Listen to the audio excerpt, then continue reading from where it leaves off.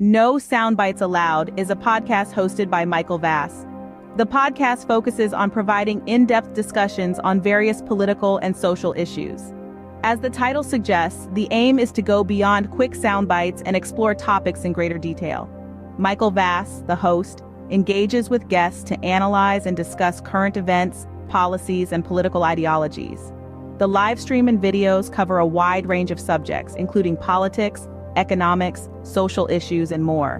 By delving into longer, more comprehensive conversations, No Soundbites Allowed aims to provide listeners with a deeper understanding of the complexities surrounding contemporary issues. AI is listening. Shouldn't you know what AI knows? Aren't you tired of being treated like a child by major media parrots and want to be respected as an adult? There is nothing to lose and a lot to potentially gain, so check out No Soundbites Allowed on all major social media platforms. Hello, everyone, and thank you for joining us. This is No Soundbites Allowed, and I'm happy to be here with you. I'm Michael Voss, your host, the political dragon here in our offices in the Bronx, New York. And I know it's a little bit later. It's 9 o'clock. It's August 7th, a Wednesday, middle of the week. And normally we don't do a live stream at this time or in this way, but something was bugging me today. It came up late in the day and it's been bugging me, and I was going to do a short video on this, but I decided this is far too important. I want to have a full conversation with you, the audience, and all of the rest of America and the rest of the world. And I hope you guys are going to find it interesting as well. Let me say that, obviously we always want you to like, share, and subscribe, whether it's on YouTube or Facebook or Rumble or whatever platform you may be watching this on. But this one in particular is for the 45% of America that's in the middle, that isn't part of any particular party. As a matter of fact, let me get the chat up there. And so the chat is, whoa, why is the chat so weird? Hang on. There we go. So I want you guys to be able to hear this and to think about this, because it's been bugging me about where is the center of America. Now, let me take a step back. If this is the first time that you're seeing our channel, we want to welcome you. We thank you for being part of our audience. We do long-form political commentary, and every Sunday at 2:30 p.m., we do a live stream channel like this where we reach out across the world to be able to hear your voice from whichever country you may be in, to talk about the issues that are affecting all of us. And we always want to hear your voice, whether you agree or disagree, because we believe in free speech. We believe in your right to inform our leaders about what is happening in the world and the consequences that we are all dealing with. And we hope that you find that as important as we do. Now, with that all said, obviously it's not Sunday, it's middle of the week, but this question, that whether or not America has lost the center, is very important. And I think it's something that no one else in the news media is talking about this. No one else is having a conversation about this, but I think we really should. I think this is really, really important. And I think it's going to have a massive impact going forward, not just on America, but for the rest of the world. And I don't know, maybe it's just me, but I really want to hear what everyone else has to say. Let me explain what I mean and why I'm asking this question. And I was going to do this earlier, but my dog, who's 13 years old, he was having some issues. We were going to do it at 8 o'clock and actually 7 o'clock, and I got to take him to the vet tomorrow. But here's my argument. Here's my question about this. In every election that we have seen, consistently, we have always seen, let me make sure that this isn't, there we go. I don't want duplication. So in every presidential election, there's always been a candidate in my lifetime who represents the center. Now, what we're looking at here is just a list of all the vice presidents in every election, going from Gerald Ford, this is the 1970s, right after Nixon, and going to the modern day. And we see that over and over again, no matter what parties may be represented. I know there's Democrats, there's Republicans.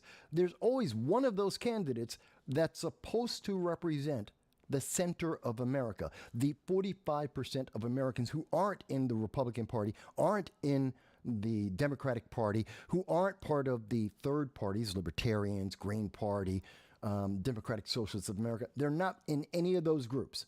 They're just regular people who spend more time paying attention to the Olympics or to housewives of wherever the hell, football, baseball, whatever it is. You're paying more attention to that than to the politics every day. But you vote. And every election season, from September until the day of the election, that's when we start seeing all the ads targeting you, that middle of America, the votes that actually make the difference. And again, this year, we're going to see it swamped as well. But this election cycle is different than any other election cycle. It's not hyperbole, it's realistic. We've had a presidential candidate that has come under assassination attempt, and now we found out there's a second assassination attempt against Donald Trump. We've seen Joe Biden, the presumptive Democratic nominee, drop out of the race, probably coerced to drop out of the race because of his mental state. And we've seen Kamala Harris anointed, never got a single vote from any Democrat, and was put in place. Even the delegates didn't get to have a conversation about this in person, and she now has all the delegates, has her own vice presidential nominee who no one knew about. Her website has 0 political positions. She isn't willing to say what she stands for. This is a unique moment in American history. And when we're looking at this, there is no center. Look at this. When we had Gerald Ford run, he was with Nixon. And before Nixon dropped out, he was the center. Nixon was the right candidate, leaning to the right. And Gerald Ford was that centrist candidate. And then he became president, and we had Nelson Rockefeller taking on the place of the Gerald Ford was still the center, but Nelson Rockefeller was representing the right. Going into Carter, Carter takes over. Carter is more left-leaning. He was considered to be more of a liberal at the time, not a progressive, but a liberal. Walter Mondale was more of that centrist movement. We get Ronald Reagan, who was absolutely to the right. He was right of the center. He was absolutely a right-leaning president. George H.W. Bush was meant to be more of a centrist. Doesn't matter whether you like any of these individuals. This is where they were putting themselves in the election cycle. This is where they were presenting themselves to the American people, especially those 45% in the center. Then we have Dan Quayle, because George H.W. Bush, he then goes in, he gets elected. Again, just like Reagan, he's representing the right. And then we have Dan Quayle, who's representing the center. Someone who was considered, up until Kamala Harris, the worst vice president in modern history. And then he came in, and he was, again, that centrist model. We go to then Bill Clinton comes in. Bill Clinton is the populist. He's the centrist vision of the Democratic Party, with Al Gore being more left-leaning, left of center than Bill Clinton. So Clinton is that centrist, and Al Gore is the one who leans more towards the party line, leftist ideology. We then get, of course, Bush again, but this time G.W. Bush, and we have Dick Cheney. Now, while most people would say, well, see, that's entirely, everyone's to the right. No, not really. Because G.W. Bush is considered center-right. He's still that centrist image for the American people, with Dick Cheney being the representation of the right, the political party, the political ideology. He's the right-leaning candidate. And G.W., for right or wrong, whether you like him or not, he's the centrist. He's more appealing to that 45% of America. We then get to, Barack Obama. And again, Barack Obama is that left-leaning candidate. He's representing the party line. He's more progressive. He's talking about transforming America. He's that left movement in America and representing the party for the Democrats. And Joe Biden is considered at that time the centrist. He's the one who's appealing to that 45%, the middle of America. He's that central theme that we all have. We then get after that, we get Donald Trump. And obviously, Donald Trump is that right-leaning candidate. Of course, the pendulum swung all the way over. But even with Donald Trump, Mike Pence is that centrist appeal. He's the one who's supposed to be matching up to the 45% of America that doesn't have a political affiliation. He's that middle ground. And he's pushing back against Donald Trump's right-leaning nature, which Donald Trump, quite honestly, if we looked at him honestly, he's more of a Democrat historically than he has been a Republican. But that being neither here nor there, that's again that same thing.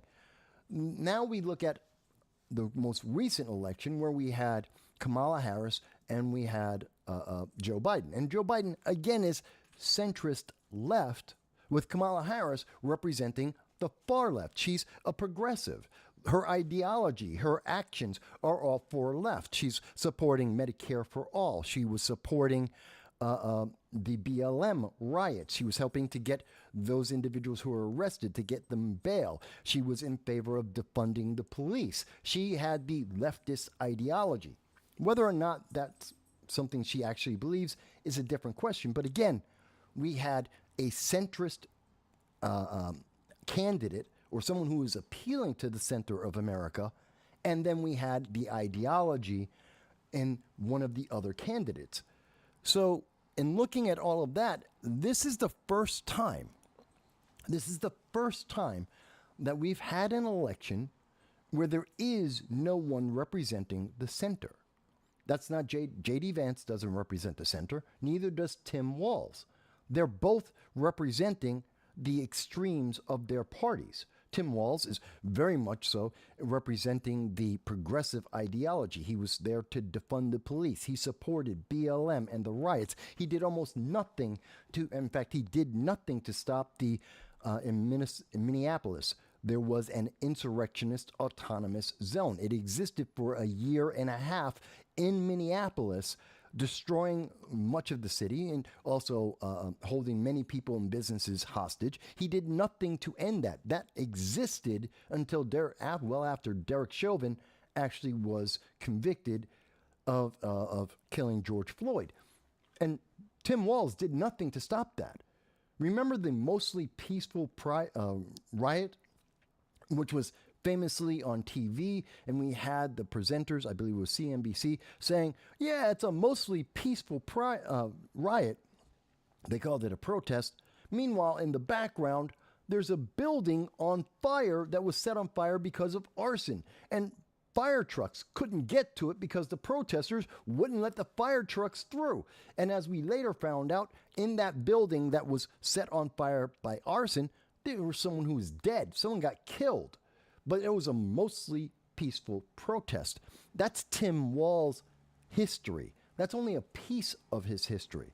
Besides trying to defund the police, besides his socialist leanings, his progressive leanings that many people are learning about now, and many who have been political junkies like myself have known about for a long time. And Kamala is in that same mindset, that same ideology, at least according to her 2019 campaign. And at this moment, she has no other offer to the American people. She hasn't switched her position. So as far as we know, they're both far left. And looking at J.D. Vance and Donald Trump, well, they're both on the same right side of the American people, of the American election. They're both representing the same kinds of thing. They both support MAGA, the Make America Great movement, which inherently is a positive, in my opinion. But then again, I'm a conservative Republican. But they represent that same movement. They represent the same Republican ideology. Where's the center? There is no one representing the center of America, the 45% of Americans that don't have a political ideology per se. They don't have a party that they align with. They're making their choices based on which side has most of the issues that they like. But there's no one who is appealing to the things that most Americans like or most Americans are concerned about.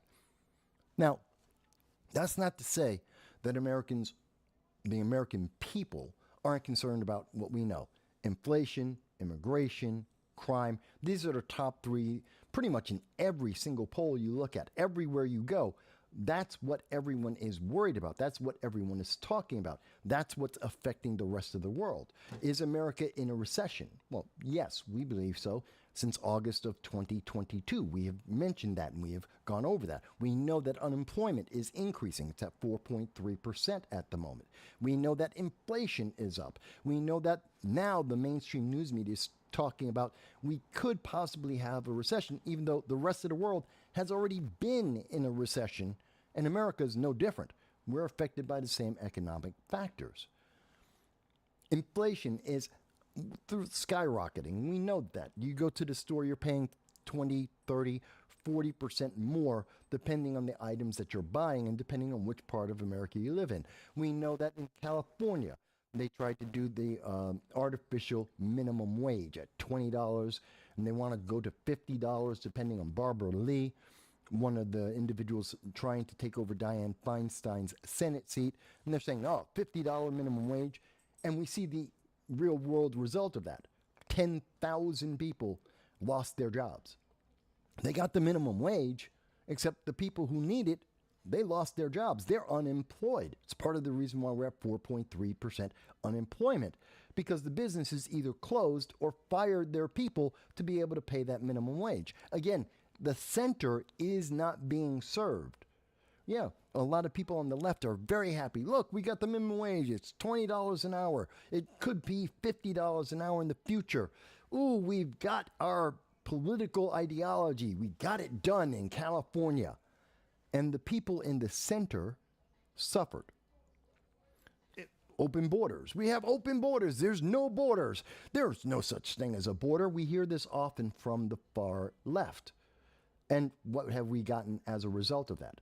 225 known or suspected terrorists have entered into the United States. They have made plans, and we have found out that they have tried to commit assassinations and bombings throughout all of America.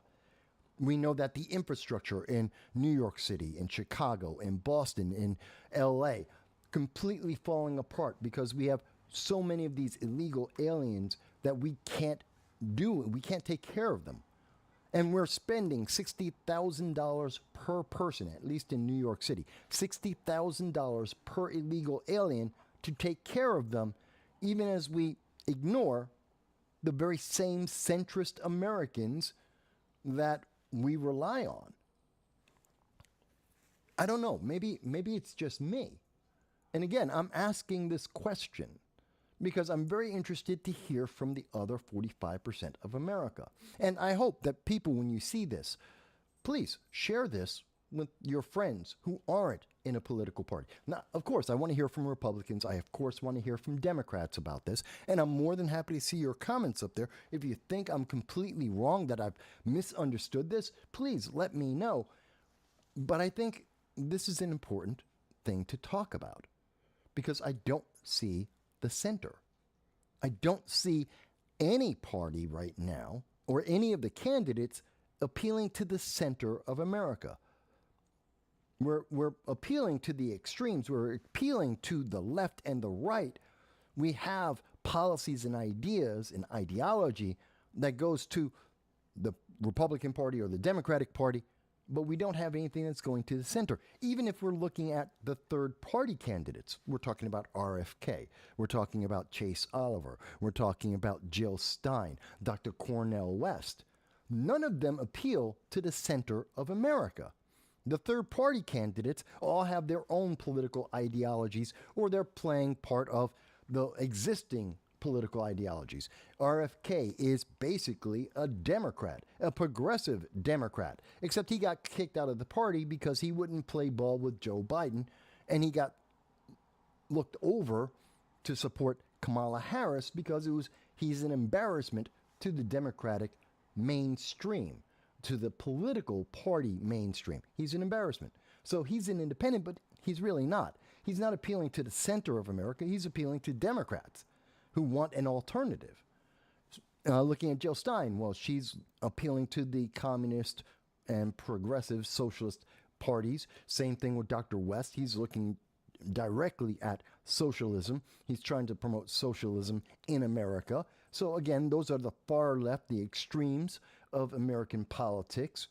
Chase Oliver is playing the culture war battle. He's a libertarian candidate, and he decided to put the Libertarian Party into the culture war aspect, and he's fighting that and losing. Again, that's leftist policy. That's not the center. That's not where most Americans are. That's not where most Americans' concerns are. Am I wrong? Am I missing something about this? I understand. It's the middle of the week. You probably weren't prepared for this, but the question came to me, and no one in the news media is talking about this. No one in the news media is addressing this. And I think it's absolutely important. I know we have seen hundreds of millions of dollars of in-kind, or what would be in-kind donations to the Kamala Harris-Tim Walz campaign. Hundreds of millions of dollars. We have all the major left-leaning news media have made them godsends. They're like golden children. They're saints. They walk on water. They've got no faults. And the faults that they do have been glossed over and ignored. Nobody wants to talk about the fact that Tim Walz, as governor, did nothing about the insurrectionist autonomous zone in Minneapolis. No one wants to talk about that. That's verboten. No one wants to talk about his left-leaning policies and his soft approach towards socialism. No one wants to talk about that. Kamala Harris, the fact that she was the border czar. She was in charge of the southern border and reducing illegal immigration into America.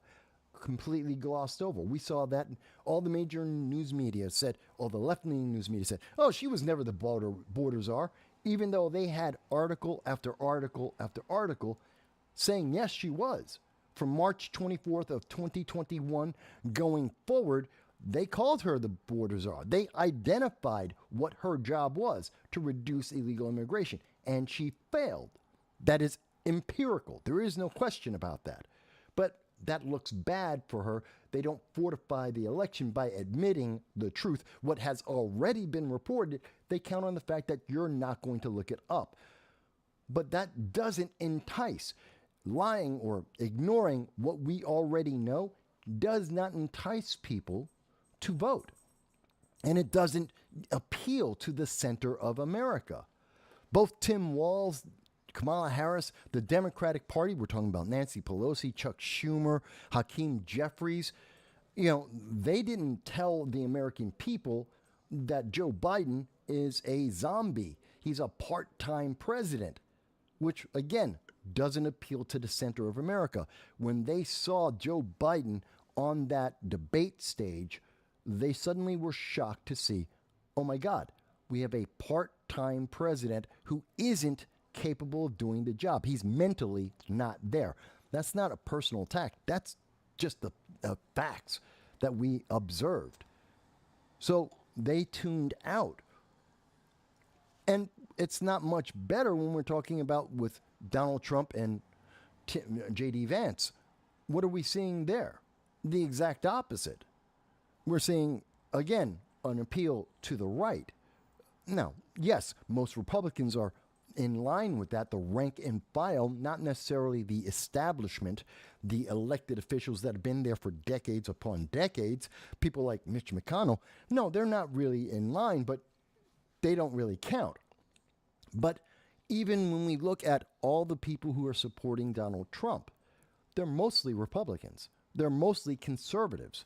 They're mostly part of that 25% that have a political alignment. And yes, there are some people in the center that, of course, lean to the left or lean to the right, but the overwhelming majority of people in the center, 45% of America, they're not really going to those rallies. Those are Republicans and conservatives, maybe some libertarians that lean to the right, maybe some disaffected Democrats that reject what they have seen from their party. Yeah, they're in there. The political junkies are there. But where's the middle of America? No. Let's see. I do have a comment here. Let me get back to that. So Mike Bowie says, Kamala still hasn't taken any questions since she was nominated. You're right. and she hasn't put out where her platform is. Mike Bowie goes on to say, running away from Vance on the tarmac. Yeah, I heard about that as well. They was checking out her jet and she had nothing to say about it. But I think it's important. And one second, folks. I'm bringing up Kamala's website. Now, I know, yes, I am a conservative Republican. So, yes, I may have a right-leaning spin on this. That doesn't change the question, nor does it change what's important about the question. So when we go to her website, as Mike Bowie has just mentioned, so we get this pop-up message, stay involved, be involved in their organizing, the merch, the general election. They want me to subscribe. They want you to be sucked in, but they haven't said why. Why should you be organizing for Harris and Walz? Why should you be buying their merch? Why should we be following them? They don't have an answer for that. And the main thing you see on their page right off the bat is they want money. That's their answer. Help them to win. They didn't say why. Defeat Donald Trump. Orange man bad. That's not a reason. These are characteristics. They're not reasons. You go in there and this is the official KamalaHarris.com election website. And yes, they're getting money from Act Blue, a political bundler. But what they're not telling you is what's the reason to vote for them? Let's win this. Why? And I've gone over this. Matter of fact, on the Sunday live stream just this week, it was season 6, episode 31. We went through in detail on this website. All you're going to get a bio about Kamala Harris. You'll get a bio now about Tim Walz, which are saying, hey, look, praise them. They're so great. They're wonderful. They're angels. But there's nothing, volunteer for them. Why? What's the reason? What is the appeal to the American people? And when I say the American people, I'm not talking about registered Democrats. I'm not talking about the progressive movement. I'm not talking about Antifa or BLM. I'm talking about Joe Average walking down the street who doesn't know who Tim Walz is. They don't live in Minnesota. They don't have him as a governor. They don't know anything about what he did in 2020. They don't know about his DUI. They don't know about his support of BLM and Antifa. They don't know about his support of autonomous zones or Medicare for all. They don't know the good policies, bad policies. They know nothing about him. Why should they vote for him? What about the average person who completely forgot that Kamala Harris was the one in charge of the border? And they forgot about that. So when they saw Axios and the New York Times trying to say, well, no, she wasn't really in charge of the border, the average person, that 45% in the middle, are going, I don't remember. Was she in charge? I don't remember what she was doing in 2021 because they don't remember what happened 3 months ago. They don't even remember. They don't remember what movies they saw a year ago. Most people have forgotten that Echo came out this year on Disney Plus because they didn't watch it. They don't remember the things that have happened because they don't pay attention. They can tell you who won the latest, who's winning in the Olympics. They can tell you who won in their favorite sport. They can tell you about the TV shows they follow, but they don't know anything about politics. And they're not being given a reason. Kamala Harris is running because she's a woman and a woman of color. Those are characteristics. That's not a reason. So I'm concerned about this. I'm actually very concerned about this. I think this is important. This is literally for the first time, because we hear it all the time, this election is the most important election that we will ever see. We hear that all the time. But this time it's actually true, because this time something is different. It's something that we have not seen before, and it's very, very subtle, but it's very important. And I think the rest of the world is noticing that. And I understand most people who are going to see this program are going to see it not live, they'll see it afterwards. But I absolutely would love to see, please, and I'm going to put this in the comments here. Please, oh, I can't type. Um,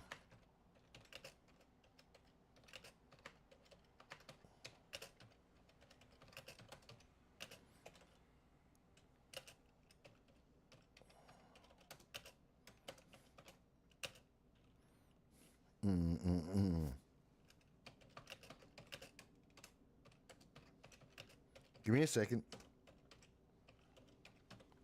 I'm just typing this away.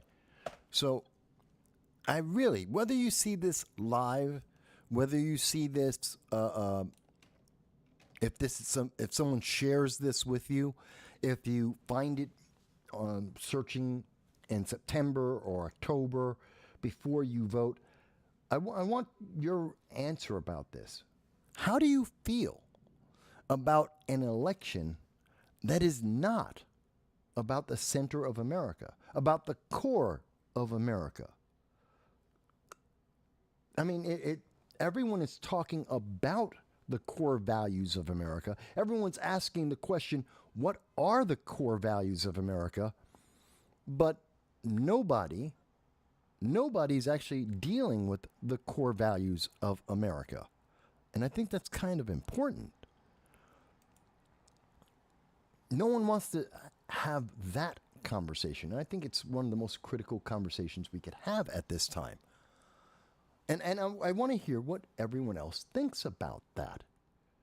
If you're part of that 20, roughly about 20 to 25% of America is Democrat, 20 to 25% of America is Republican, about 5% of America is everything else. That's the Libertarians, the Green Party, Democratic Socialists of America. That's everything else under the sun. Okay, 45% of America is none of that.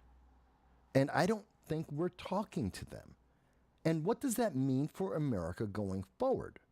Because regardless of who wins, and I do think it's going to be Donald Trump, and I'm happy that it would be Donald Trump. That's me. I'm a conservative Republican. I've been very clear about my positions for years. And I think Donald Trump would be the best choice. But put that aside. That's my bias. That's my position. That has nothing to do with you. Especially the 45% of America that's in the middle, that isn't a political junkie, that haven't been following all the issues, that don't remember that Donald Trump got nominated for 2 Nobel Peace Prizes, that don't remember what Kamala was supposed to do or what she did or didn't do, what's the history on Tim Walz or J.D. Vance for that matter, who haven't read Project 2025 and think that it's all you see are the headlines that say it's absolutely horrible, absolutely terrible. Except it's something that we see every party do every time there's a new presidency in place. They all have agendas. They all have goals. They all have ideologies that they support. When we saw Joe Biden and Kamala Harris come in, the first 48 hours was Joe Biden asserting his political ideology, his progressive, his left-leaning positions. And in 48 hours, he signed executive order after executive order, well over 40 of them, changing the direction of America because of his politics, because of his political ideology. That's no different than what's been suggested with Project 2025. Neither of them are unconstitutional. They're not necessarily beneficial to America, but that's inserting your political agenda into America. Democrats did it. They didn't complain because it was to their advantage. And now they're complaining about, Republicans are going to do the same thing that Democrats did. That doesn't help people in the center. Mike Bowie says, did you hear Biden's doing an interview on CBS Sunday morning? Maybe he'll endorse Trump. That would be funny. But we know, and it has been well covered, that Joe Biden didn't want to support Kamala Harris. He did not want to endorse anyone. That's why after he said he dropped out of the race, 20 minutes later, through the unofficial sources, through social media, did we get the message that he then endorsed Kamala Harris. That's just a fact. So who knows where he's going to come out in that CBS conversation. But I don't think he's going to be able. What I think the CBS interview is going to be about is to try and convince the middle of America that they should support Tim Walz and Kamala Harris because they represent the center of America, but they don't. And I don't think he can, even if Joe Biden was at the best of his abilities, I don't think he could convince the average American, the center of America, that the policies being put forth by Democrats, by progressives, is for the center of America. It's not. In the same way that Donald Trump can't go and get an interview and say that his policies are the center of America. They're not. They're the right. They're on the right side, the right political ideology, but they're not the center of America. And there is a difference to that. That doesn't necessarily mean that they're bad policies. I'm not saying any of them are necessarily bad policies in that frame. They're not centrist. Yes, Trump is populist. He's very popular. He has a lot of popular ideas. He's not a centrist. He's closer to it than any of the other candidates. I give you that. But he's not a centrist, and he's not appealing to the center. Even MAGA, Make America Great Again, isn't a centrist idea. It does appeal to a lot of people in the center of America. It does have a benefit for people in the center of America. But in and of itself, it's a nationalist policy. It's a right-leaning policy. And by the way, for people who are listening to this and they go, you just said it's a nationalist policy. That must mean it's evil. No. Nationalist doesn't mean evil. It means patriotic. It means you believe in your nation. You support your nation. You support the identity of your nation, the core values of your nation. That's nationalism. That doesn't mean that it's evil. We just misunderstand. We've been taught by the left that, well, nationalism is bad. Patriotism is bad. It's evil. It leads to bad things. No, it doesn't. No. Bad people with bad policies and bad ideologies, they lead to bad things, and they can be leftist, right, anywhere. That has nothing to do with whether or not you're patriotic about your country or that you want your country to do well. That doesn't make it negative. Although there are people who want you to believe that, but they do that because they have a political agenda of their own. I don't know.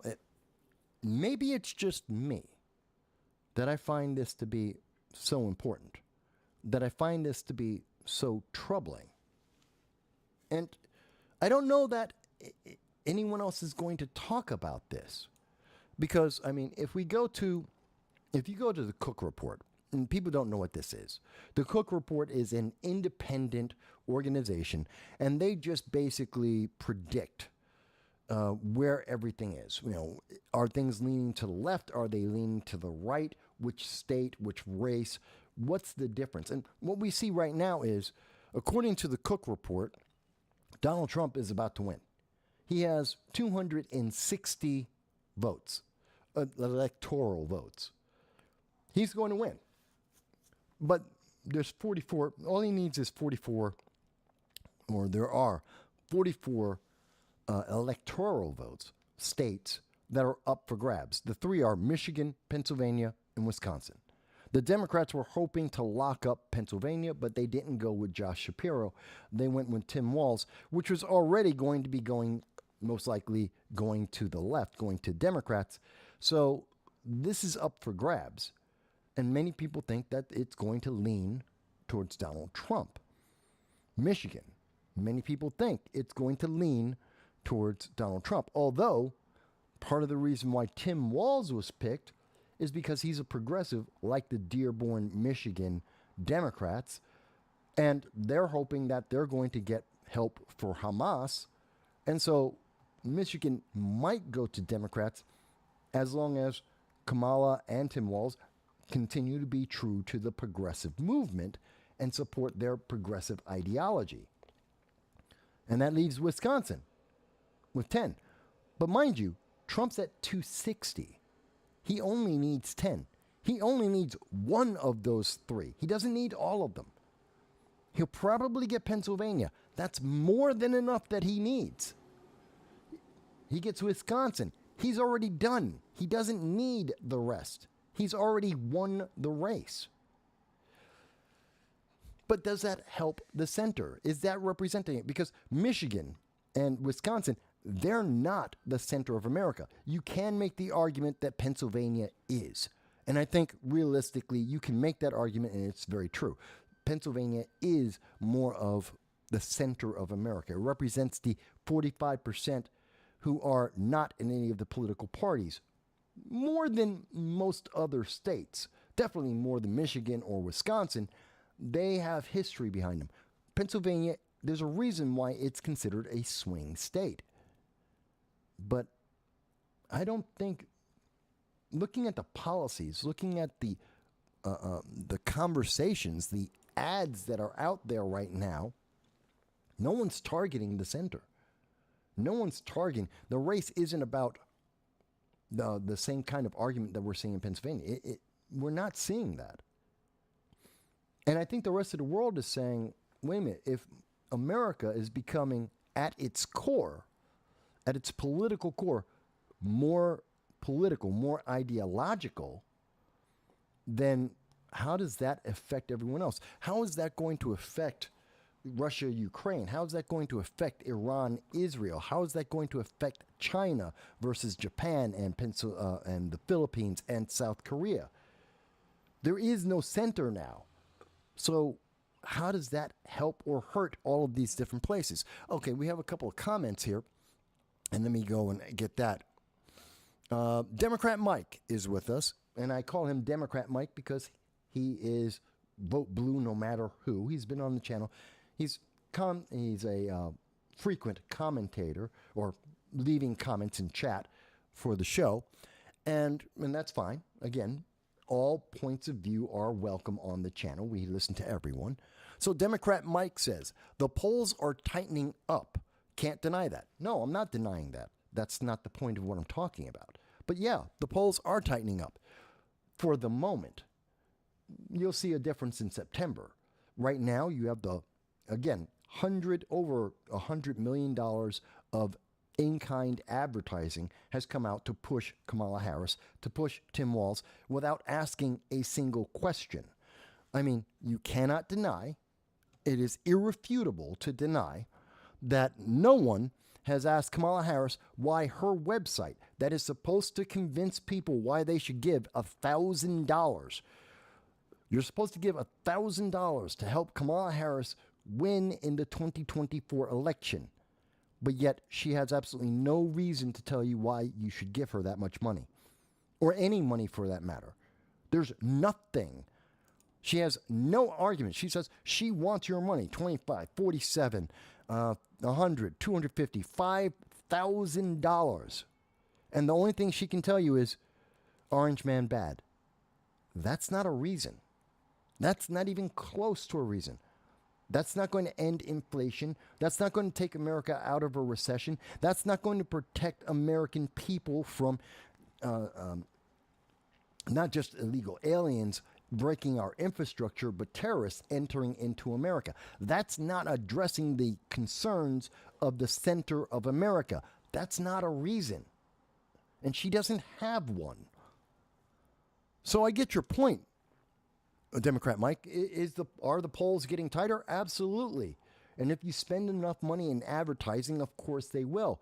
But that doesn't answer the root question for the center of America. Why should they be involved? And this is why I think voter apathy has been growing. As we have been seeing very recently in many of the presidential elections, we're seeing more and more of appeal to the extremes, to the political parties, but not to the American people in the center. And that's concerning to me. Democrat Mike goes on to say, still think Trump wins. Yes, I do. But the odds aren't as high. Yes, as they were before when Biden was still in the race. Well, it's very easy to win a race against a zombie, a part-time president who can't do the job more than 6 hours a day between 10 a.m. and 4 p.m.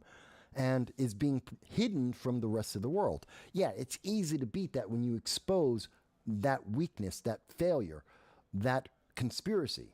Absolutely. But the question isn't Joe Biden. He's already done. The only question remaining is who knew? We know that there are several people on the Republican side, conservatives and Republicans, that said Joe Biden isn't mentally there for years. I've said it for years. It's documented. But that's not the question. Now we know this. The center of America knows we have a part-timer in office for some unknown reason. The 25th Amendment should absolutely be in effect right now, which actually Democrats should be happy about. They should want to do this. It would help Kamala Harris boost her position and have more of a chance of winning because she would become the first East Asian woman of color to be president.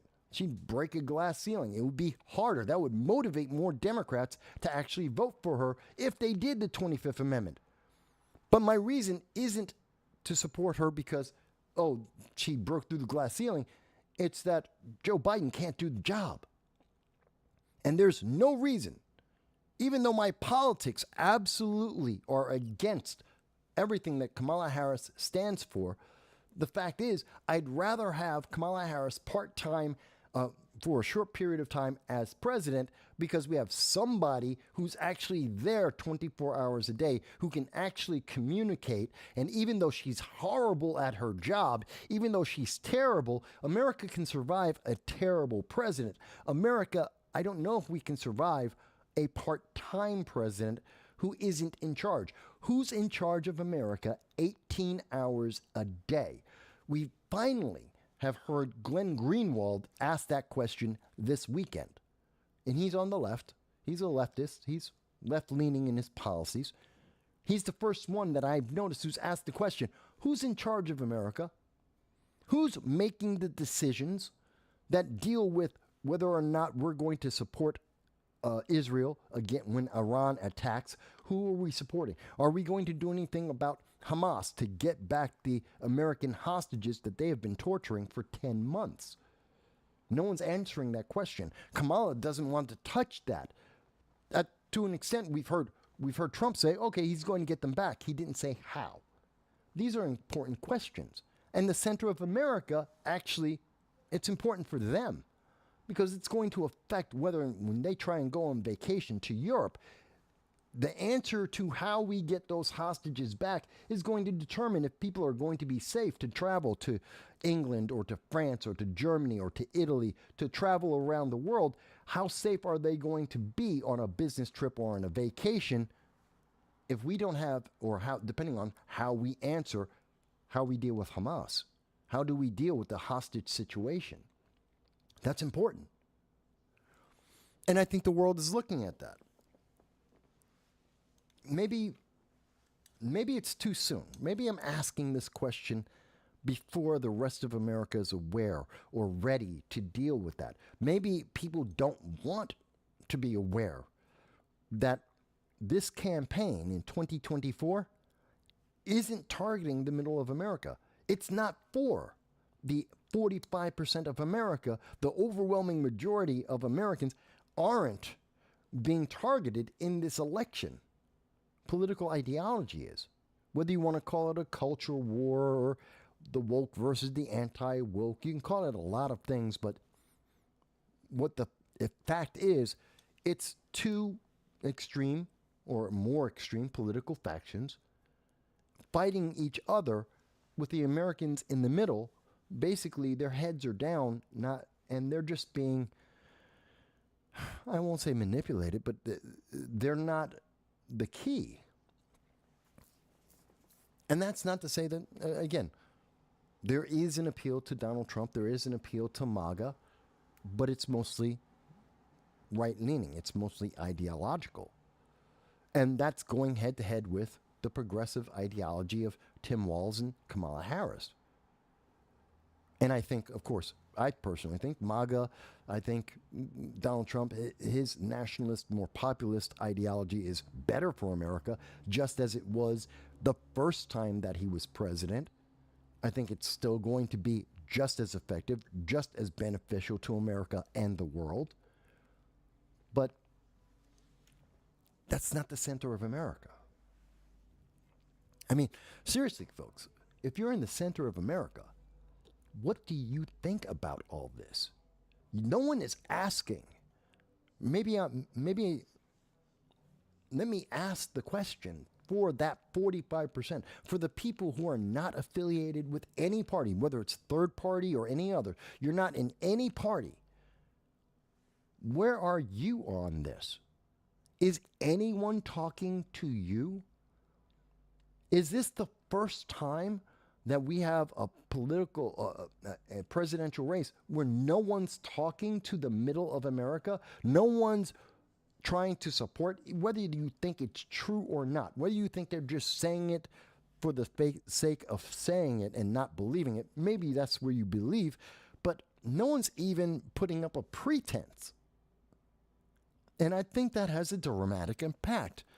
I think other nations are looking at that and they have to ask the question, well, where is America? And how will that how will they be interacting with us? France is leaning towards China. Emmanuel Macron has made that very clear. He's made great effort to keep France as left-leaning as possible, as socialist as possible, in fighting Le Pen.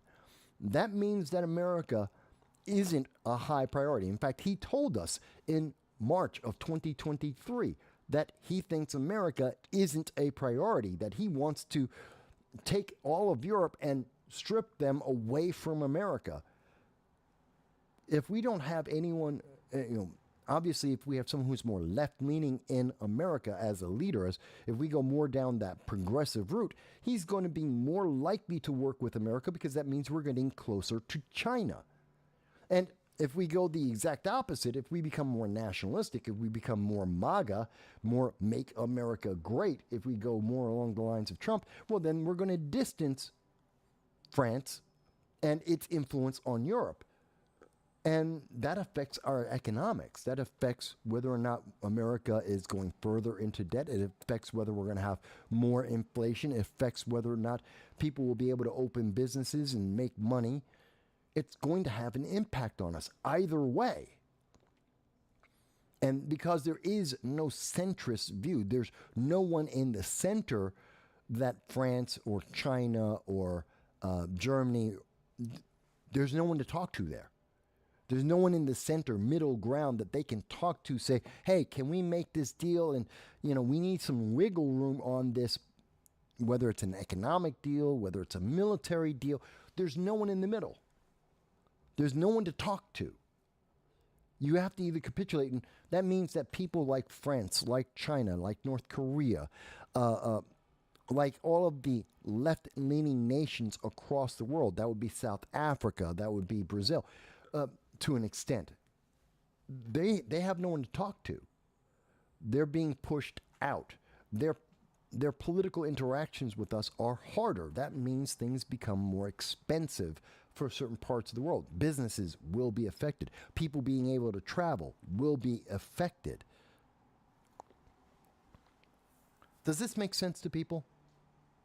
Does this make sense why I'm asking this question? Why I'm concerned about this? I know it's a live stream and I'm not trying to look up all different facts and show you this thing and that thing, but I think it's important. We've gotten to a place kind of like what we saw with Nancy Pelosi. Let me show you this. I did want to bring this up. This is what was telling us where we were going.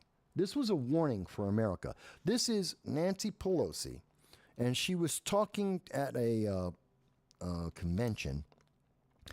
This was 5 years ago, 2019. And this is what she had to say.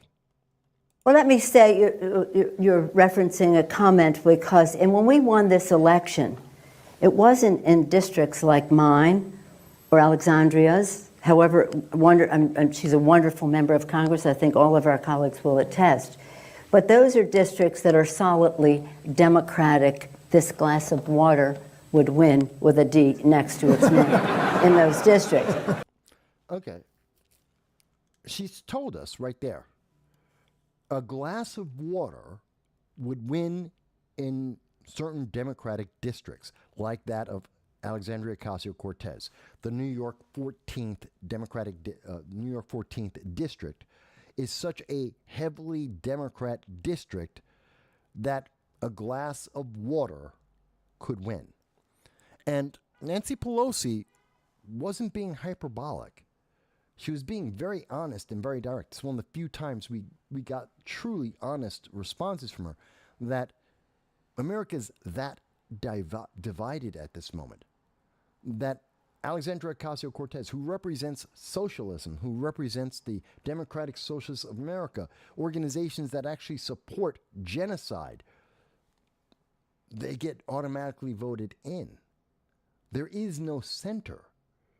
If you live in New York's 14th district with Alexandria Ocasio-Cortez as your representative, it doesn't matter if you think nuclear power is the best answer for the environment and for energy. AOC doesn't care. It doesn't matter if you think America should be a great nation. She doesn't care. And she's going to win. And she's not even going to pretend like she's going to consider some of these things. You know, again, let me go back to the idea of energy. Nuclear power at this moment is the single best way to produce electricity in the world. That is a fact. It is more cost effective and more consistent and more safe than anything else you can do. That's a fact. I know there are things like Fukushima, 3 Mile Island, Chernobyl. I know. Mind you, there are decades between each of those events. We have learned a lot, but even with those events, we still have oil. We have oil slicks and oil spills that happen. We have the towers, the wind towers and such. They break down. They go on fire. They kill birds and other animals. It destroys the land to put in a solar plant. You have to kill all the trees in the area to clear cut it so you can put in the solar plants that have to be replaced every 7 years. The solar panels, the wind turbine blades are toxic to the soil. They actually kill the ground they're buried in when they have to be replaced. There are negatives for all energy. But nuclear is the most cost-effective solution, the most safe solution that we could possibly have. And yet no one's talking about that. We don't have that conversation in America. That would be the middle ground. That would be the center in the electricity, the energy, the environmental discussion. Nuclear is that middle ground, and it doesn't exist. No one's having that conversation with the people in America saying, well, let's look at what's cost effective. What's the most cost effective way to do this so that we get the most benefit, not just for the United States, but for the other countries around the world? Because then we can sell our energy to Germany so that they don't have to make buddy-buddy with Russia. They could actually stand up and say, no, we're not going to support Russia. And they're not worried about having all of their gas and oil and electricity turned off in the middle of winter, killing their people. There is an international aspect to this. I don't know. I know it's almost 10 o'clock at night. It's the middle of the week. It's Wednesday. And I know people aren't thinking about this. And I hope that I'm trying to make my presentation of my concern, I hope it's coming across well. I'm not sure. This wasn't something I was planning on. I didn't do a lot of research ahead of time. This is a conversation. This is very raw, and it's live, and I'm talking with you. And I'm talking to an audience that isn't necessarily my regular audience. I'm not talking to the political junkies on the left or on the right. I'm really talking to people who don't pay attention right now. Matter of fact, the people I'm talking to probably won't notice this and aren't going to pay attention until September, maybe October, about the same time that they're going to be doing their early voting. And I'm talking to you guys. And I'm asking you something that I don't think it's a hard question to ask because it's not a clear-cut question, but there's also no clear-cut answer. But I think it's important. I think it's critical because it determines the future of America. If we're this partisan, if we're this dedicated to our political ideologies, that's not going to go away.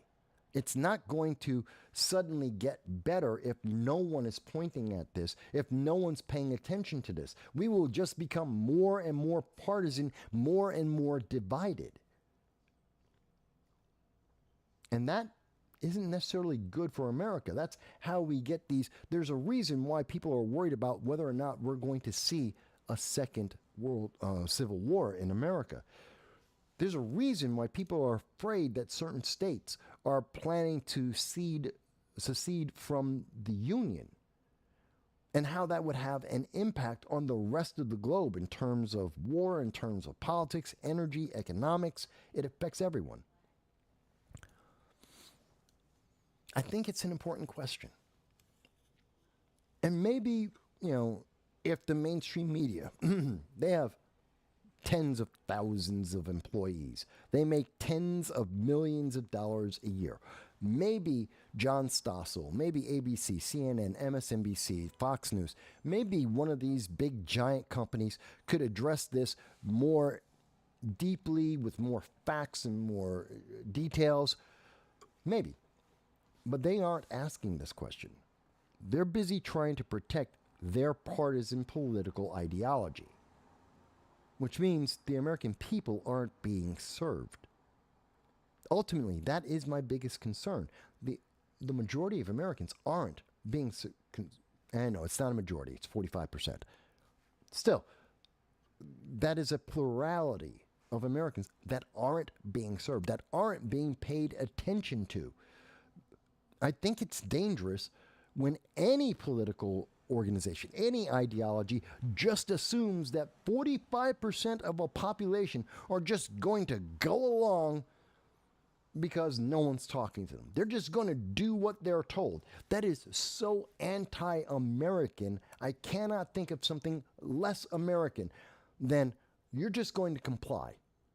You're just going to hold your head down. You're just going to be silent, and you're just going to do what you're told because you're not part of one of the political ideologies, because you're not part of one of the political parties. You don't have to be. It's called America for a reason. The Constitution, the right to life, liberty, and the pursuit of happiness isn't only for the political parties, the political divide, certain political ideologies. That's not what it's about. It's about individuals. Yes, we live together as a community. We live together as a nation. But we're individuals. We have agency. And we're going down a path where 45% of the nation don't have agency. No one's even pretending that they have agency anymore. Let's see. So Mike Bowie says, there's a lot of strange things going on, and we have no say in any of it. That's my point, Mike. We have so many things that are happening, and we're suddenly seeing it. Suddenly everything is being exposed to us all at once.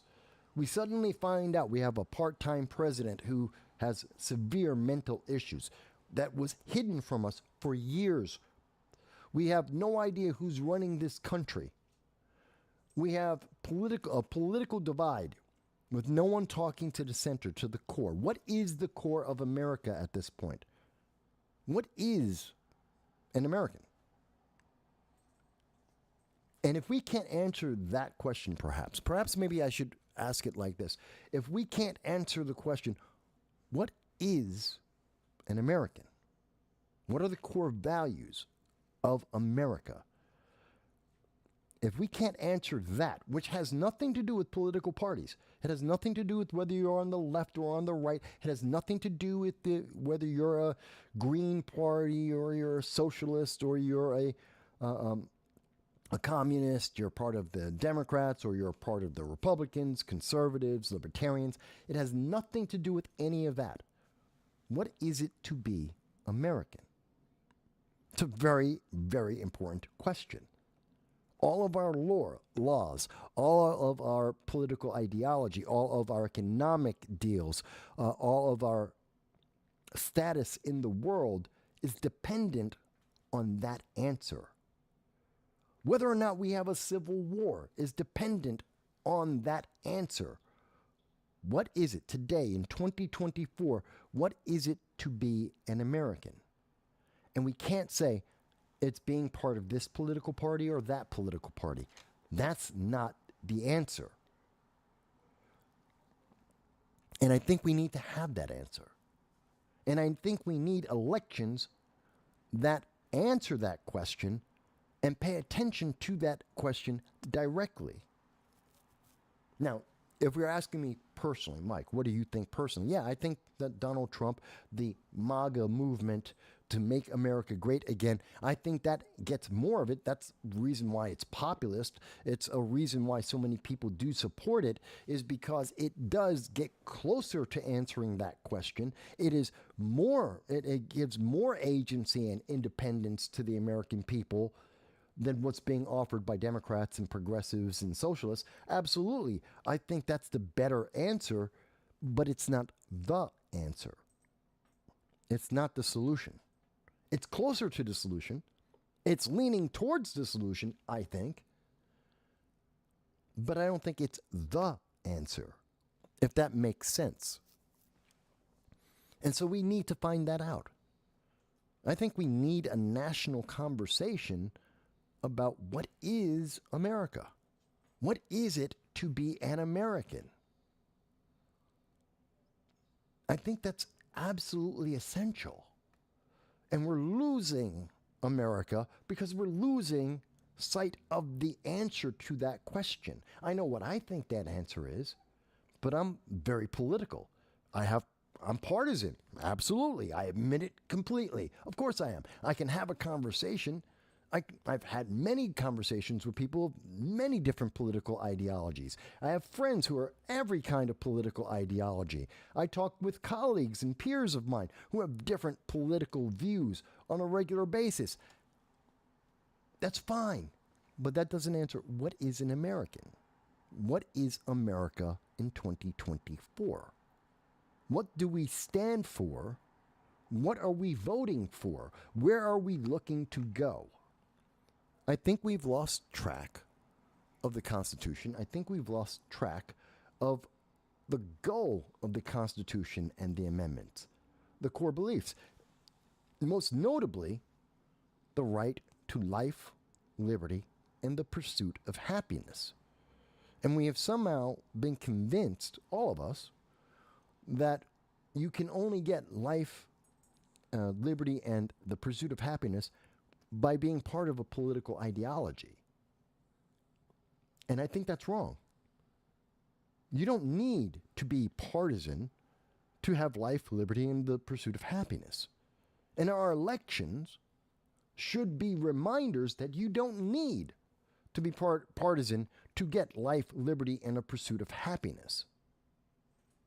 But more and more, I think we are seeing that that's a requirement.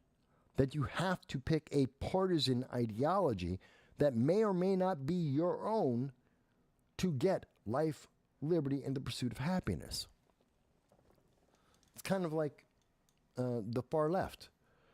They're there because when they have a riot, when they burn down a building, when they have an autonomous zone that is insurrectionist, that's trying to take over an area, they know that their partisan views are going to be protected by people like Tim Walz, like Kamala Harris, like Kathy Hochul, and before her, Andrew Cuomo, that the left is going to take care of them, that their crimes, Alvin Bragg is the DA in New York, in Manhattan.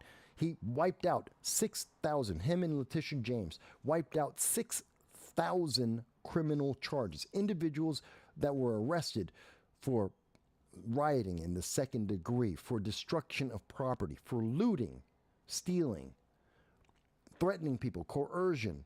All their crimes were wiped out. 6,000 crimes just disappeared because they were left.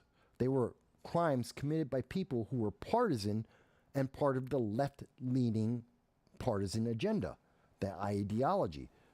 And Letitia James and Alvin Bragg are supporters of that left-leaning political partisanship. So they took care of their people. That's not good for America. That's not the center of America. But it's telling the center of America, if you don't pick a side, you're not going to get the benefit. You're not going to be able to get away with things. You're going to be punished for not being part of this ideology, which is reinforced when we look at what happened to Donald Trump. Oh, he made, theoretically, this is the argument, he committed one crime, theoretically. He got charged for that crime 34 times. Think about that. He made, theoretically, according to the argument that has been posed, and I think is going to be overturned, he theoretically committed one crime. They charged him that one crime 34 times, a crime that no one else has ever been charged with before. The law existed and no one has ever been charged with it except Donald Trump.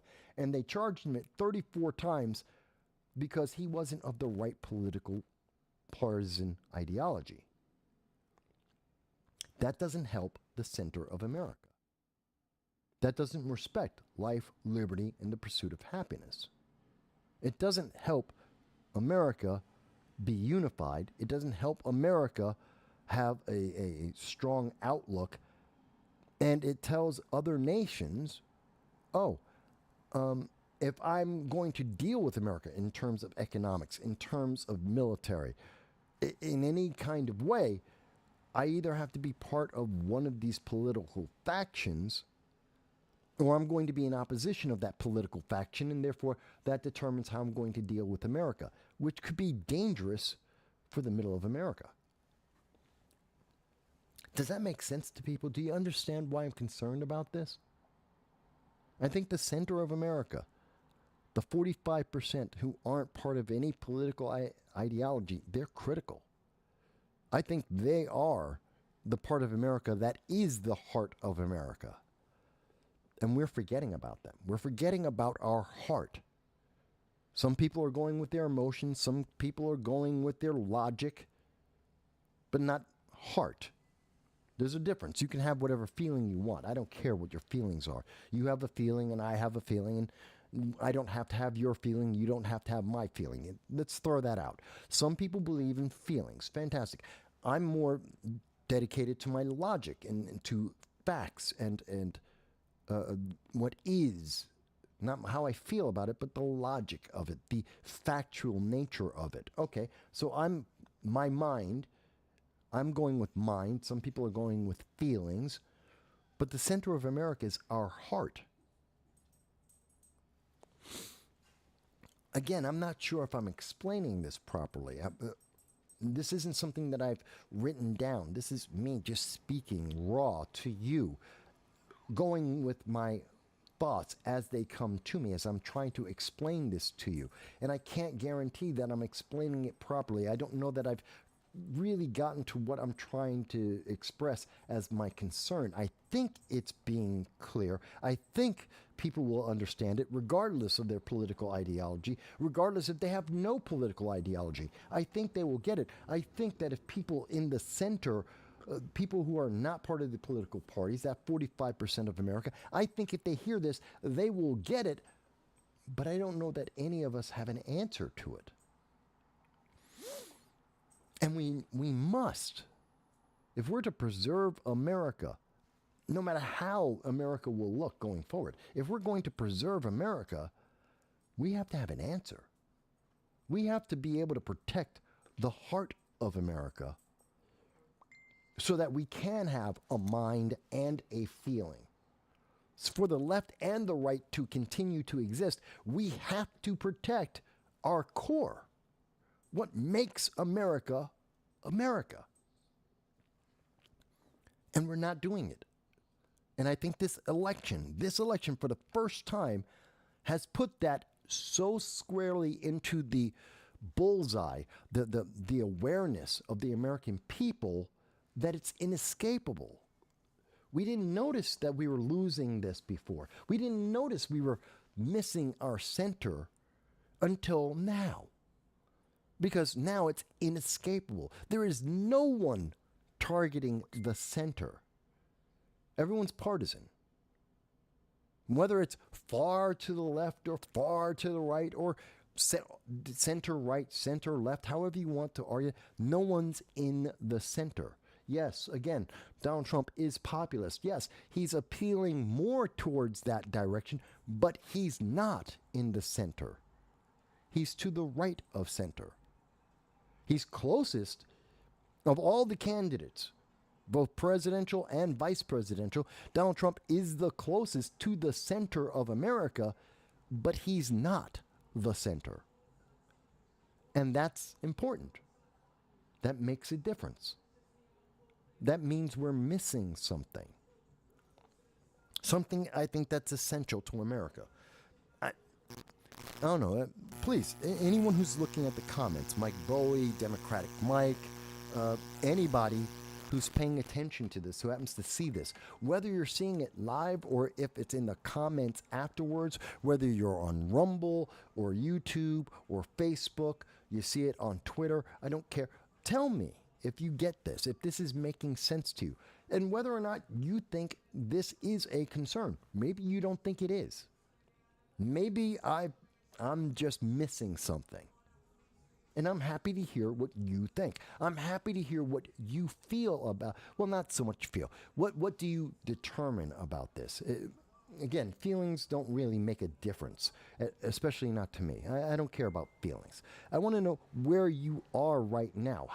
What's your concern? What's your status? What do you see as being the core of America? And what will it be in 5 years? Does that make sense?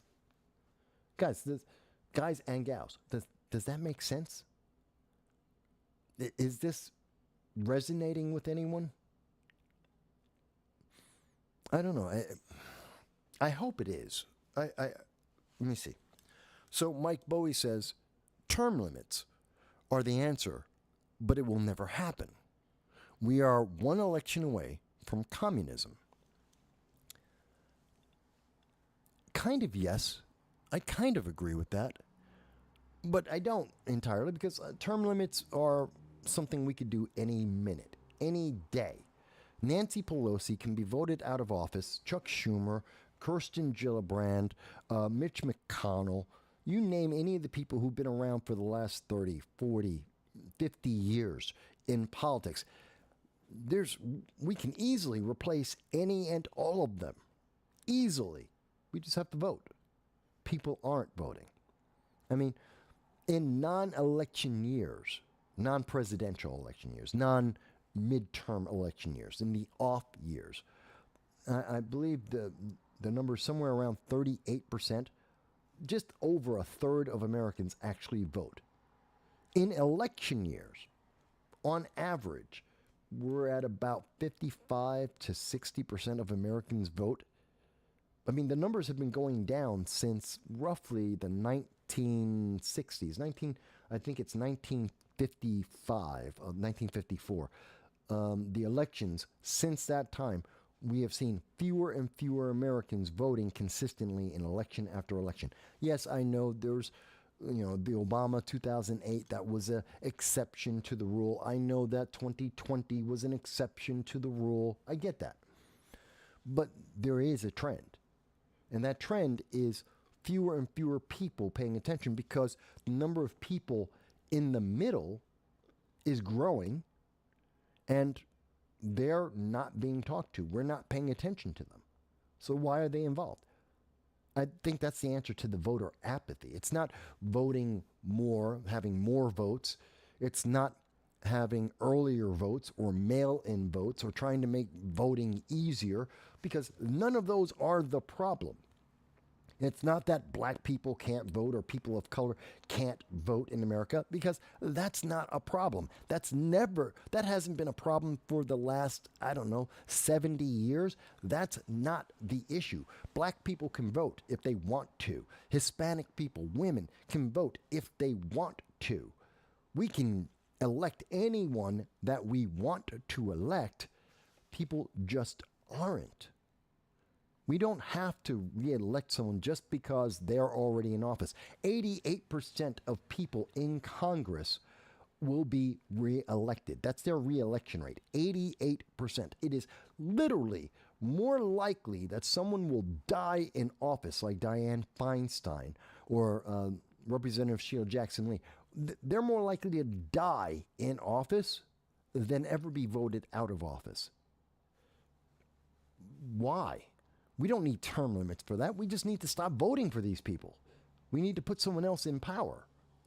But we don't. Because more people are voting partisan. Because more people are going, well, I'm on the left or I'm on the right.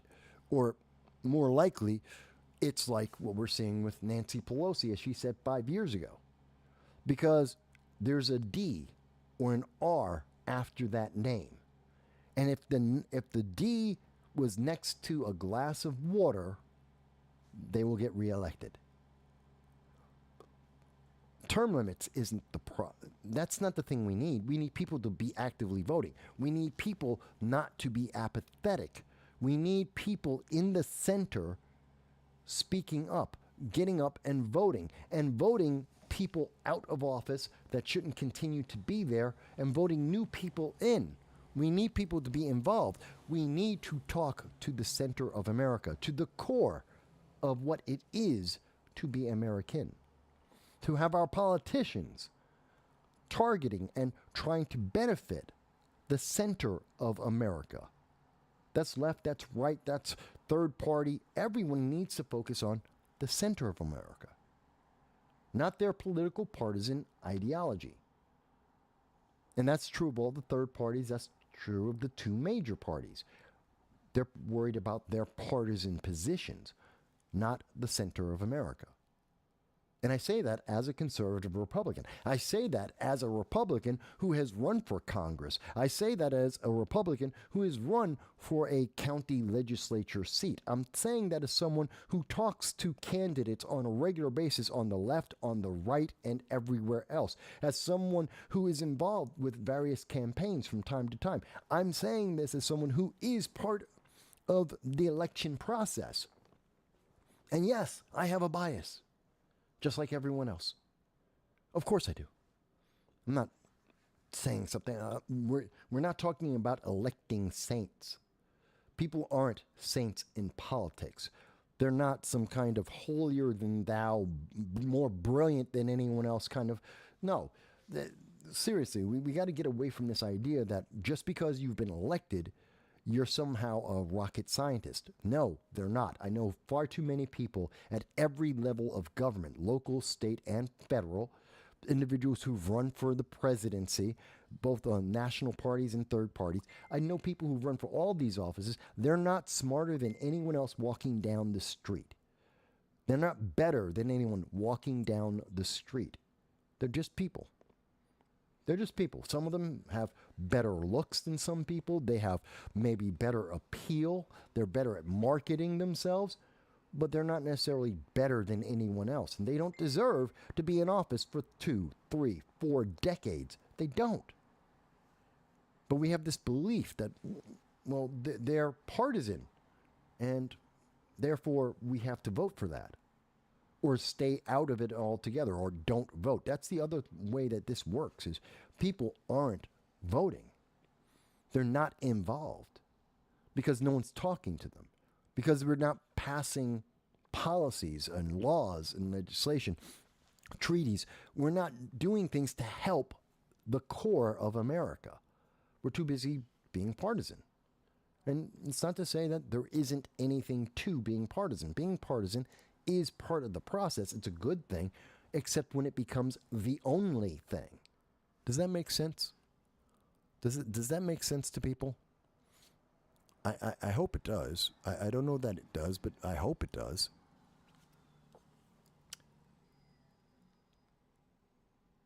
I don't know. Maybe we'll see more responses. Again, it's now 10:30 at night almost.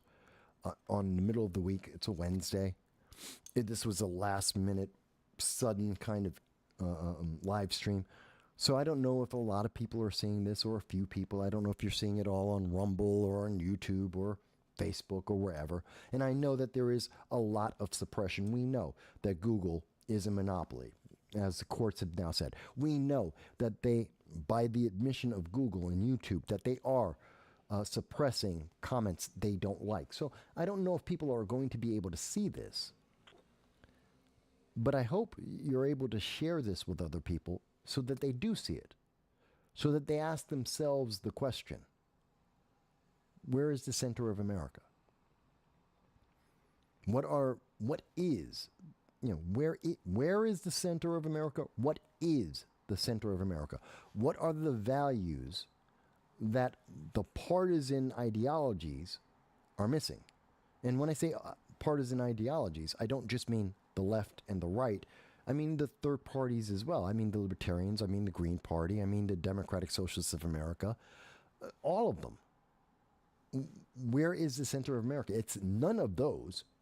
Those are all partisan organizations. They all have partisan ideologies. You may or may not agree with any one of those groups. I agree with mostly the Republican ideology. I agree with mostly the conservative ideology. That's my bias. That's where I find myself. But I'm not telling you that I represent the center of America. I don't. I know that. I'm honest about it. I'm honest with you about that. I don't try and pretend that I'm the center of America. I'm not.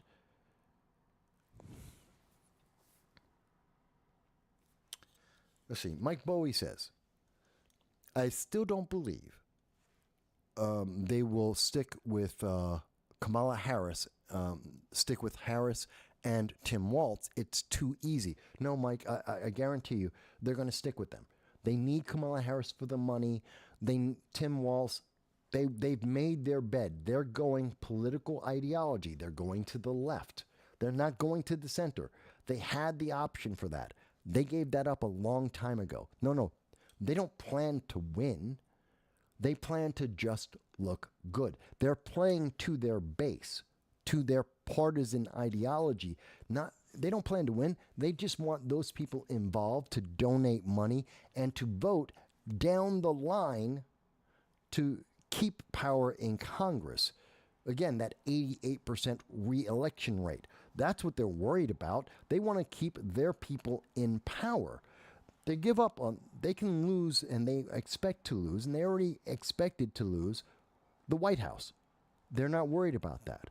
This is about getting enough momentum to get their Democratic voters to vote down the line and keep power in the Senate, keep power in the governorship, keep power in the House of Representatives. That's what they're looking for. So, yeah, they will stick with Harris and Walz because it motivates what they think is the left-leaning base. Because they're not looking to win, they're looking to maintain power. It's a big difference.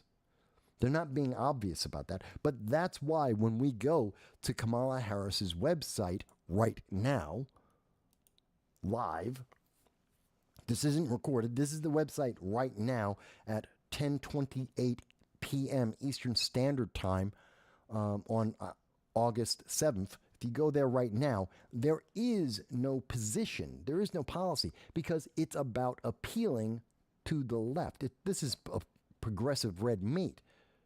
It's just about this is a black woman or a woman of color, and it's a woman. He's a progressive. He supports BLM. He supports defunding the police.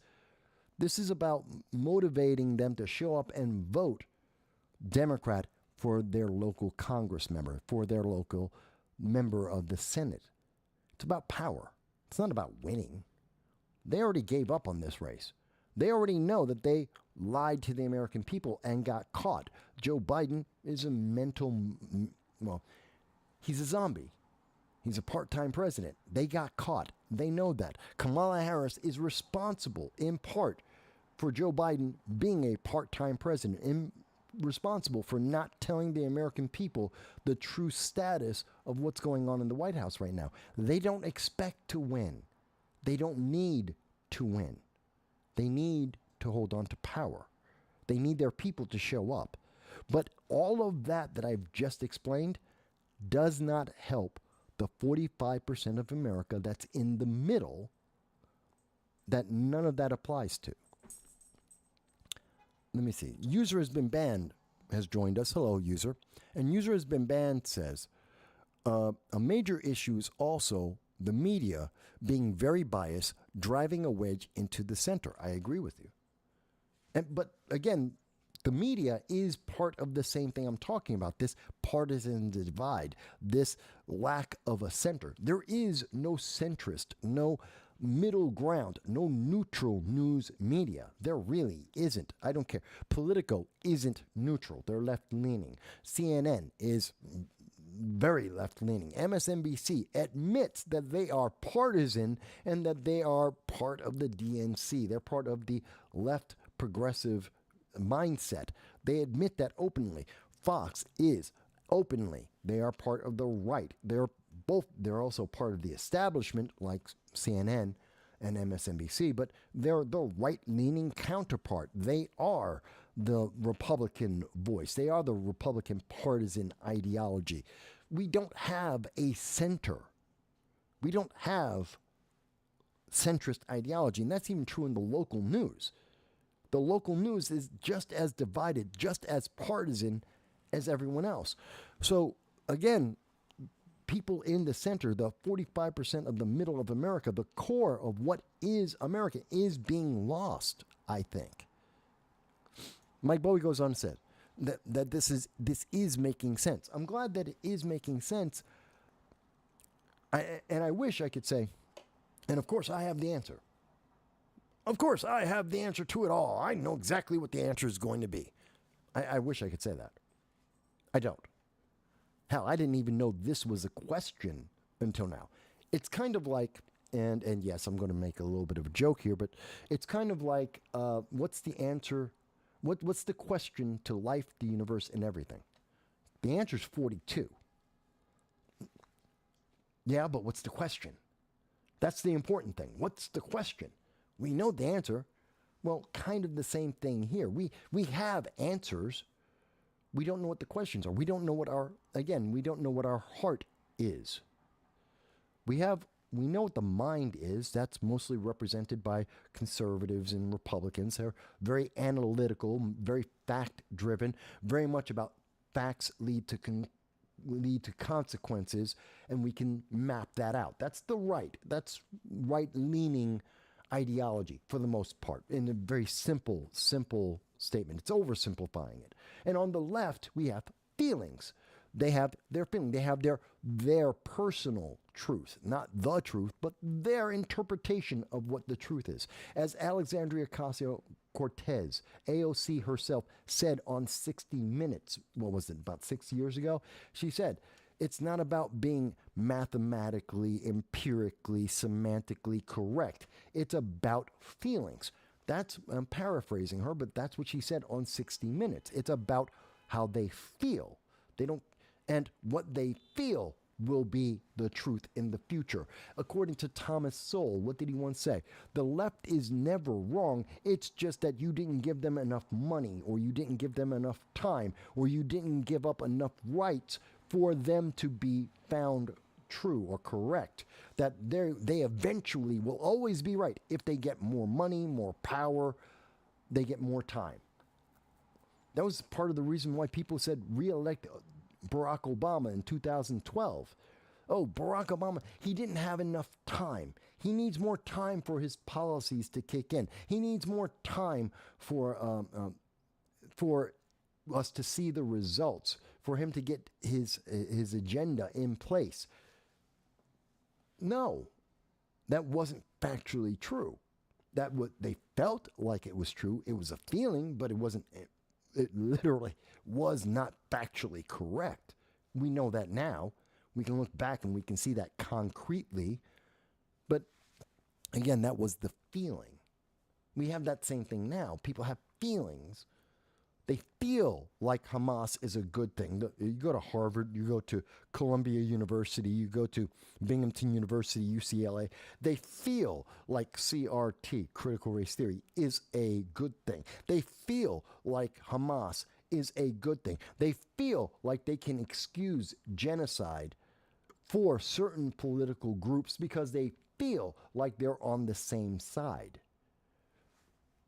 I have arguments about all of that, and I can dispute that all day long, but that's your feelings.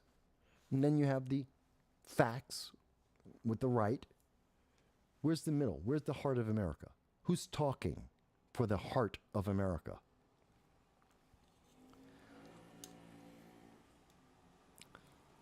And I don't think it's, I know it's not Kamala Harris. I know it's not Tim Walz. I know that. I don't think it's Donald Trump, although he's closest to it. I think he's close. But I don't think he's the answer. He's the best answer in the election. That's my personal belief. That's where I stand. I actually believe that. But to be honest with you, and I am always honest with you guys when I have these conversations, when I do my shows, when I put anything out, I'm talking about where I honestly believe. These are the conclusions I come to. While Donald Trump is the best choice in the 2024 election, he's not the center of America. He's not the heart of America. He's America's mind. He's very factual. He has concrete conclusions and consequences that we can see, and they are better than the feelings that were being offered by the left. But that's not the heart of America. I think that's an element I think we're missing. And I really want to hear what other people have to say about all this. I really, really do. I think it's really, really important. And maybe if I had figured this out, if I noticed this earlier today, we had more people, we'd talk more about it, but we don't. So I have to rely on you. I have to rely on my audience that you'll be able to see this and share it. Share it with people. Share it with people who aren't normally political. Share it with people who don't belong to any political party. They're not Democrats, they're not progressives, they're not socialists, they're not conservatives, they're not Republicans, they're not libertarians, Green Party. They don't belong to any of that. Share it with them. Ask them the question, have we lost the center of America? Ask them, what is the center of America? Then we can ask the question, who is closest to that? Then we can ask the question, what are the policies that help the center of America the most? We can do all that after we figure out, where is it? What is it? Is it still, and if you were to ask me before today, I'd tell you the center of America is life, liberty. It's the happiness clause. The pursuit of life, liberty, and it's life, liberty, and the pursuit of happiness. I would have said that, but that's not really an answer, is it? It's kind of like 42. What's the question? That's the solution. That's the answer. Life, liberty, and the pursuit of happiness. Yes, that's the answer. What's the question? How do we get there? What gets us to life, liberty, and pursuit of happiness in 2024? We can say we know what that was in the 1700s. We know what that was in the 1960s. We know what that was in, the 1990s, maybe even 2000. What is it today in 2024? Do we know? Do we have a clear idea about that? Does the rest of the world have a clear understanding of what that is in America? They look at us. They look at us as the beacon of freedom. They look at us as the person to emulate, the nation to emulate, our policies, our lifestyle, our the things that we want and need. They're emulating us, our technology and our technology breakthroughs. They're trying to emulate us, to duplicate us, to, in some cases, try to substitute us. But we are the target. Okay, great. I don't think they have any other nation in the world, the combined nations in the world. I don't think they have a clearer understanding of America than the wings, the partisan discussions that are happening in America right now. They don't get it either. I think everyone's looking for that center. What is the center of America? What is the heart of America? And I think we need to know what that answer is sooner than later. But we have been talking now for about an hour and 40 minutes on a Wednesday in the middle of the night, middle of the week, middle of the night. And I know it was somewhat sudden, so a lot of people weren't prepared for this. But I hope you will share this, as I said. Hopefully you will give me a like because I even asked the question. Because we're thinking about this. Please give us a like. If you enjoy the fact that we have the free speech to be able to ask this question, give us a like. Please share this just because it is free speech and people should be able to ask questions, and maybe someone you know has an answer. I'd like to hear that. Please share this with them. Let me get the chance to hear their answers in the comments. Or your critique, where you think I'm wrong and think I missed it, whatever you think. So like it, share it, subscribe so we can have more of these kinds of conversations so that we can, and I do invite you, check out our Sunday live stream, see the kinds of things that we do normally, what I normally do and the research we do and the different websites and policies that we bring to light for you so that you can make your own decision, whether in an election or anything else, so that you have an idea of what's going on. Let's see. Mike Boy says, it's a nice break in the middle of the week. Well, yeah, maybe a little bit earlier, right? Maybe if I did this about 7 o'clock instead of starting off at 9. Like 2 hours earlier probably would have been better. But again, we make do as we can. I have to take my dog to the vet first thing in the morning, so we do what we can. And I expect my dog, in case people are wondering, my 13-year-old dog, I think he's going to be okay, but something is bugging him. So I got to get him to the vet in the morning. With that being said, that means I also have to get some rest. So I'm going to end this here. And I do appreciate each and every one of you who saw this live, each and every one of you who are seeing this after it's live, especially each and every one of you who leave a comment. Whether it was in the chat, I appreciate you guys in the chat. Mike Bowie to Democrat Mike, user has been banned. And I know there's more people who are probably trying to leave a comment, and Google and YouTube said, no, you can't talk. That's not me, folks. I'm not stopping anyone. But I appreciate them. I appreciate everyone who will answer afterwards when you get the chance and you see this, whether it's, in a month, whether it's tomorrow morning or in a week, in a month, in 2 months before or after you vote, whenever it is, I appreciate if you leave a comment then as well. And hopefully you come back again. Hopefully you come back again and we'll have a conversation about something else. I'm always open. I'm always listening. I'm always asking questions. Folks, with that said, I want you to have a great night. I want you to sleep well. I want you to be well. And I look forward to talking to you again very, very soon. Thank you.